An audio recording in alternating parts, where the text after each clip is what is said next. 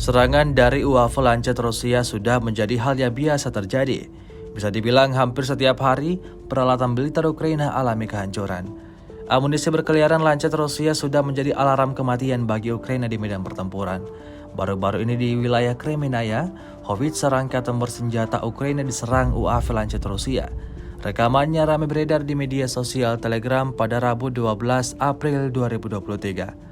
Mereka menduga telah bersembunyi di tempat aman, di tempat yang tidak dapat dijangkau pasukan lawannya. Namun ternyata tidak.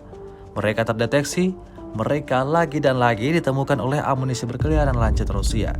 Dan tanpa berlama-lama UAV Lancet Rusia langsung datang menghantam.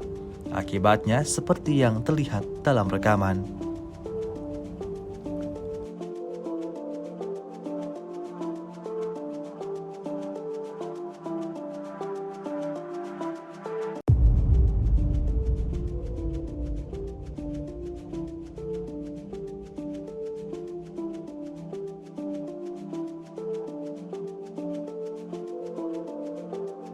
Rusia melaporkan secara total 406 pesawat Ukraina, 228 helikopter, 3.736 kendaraan udara tak berawak, 415 sistem rudal anti pesawat dieliminir sejak awal operasi khusus.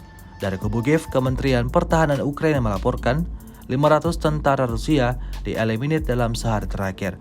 Total 179.320 prajurit Federasi Rusia meninggal sejak awal konflik hingga hari ke-412.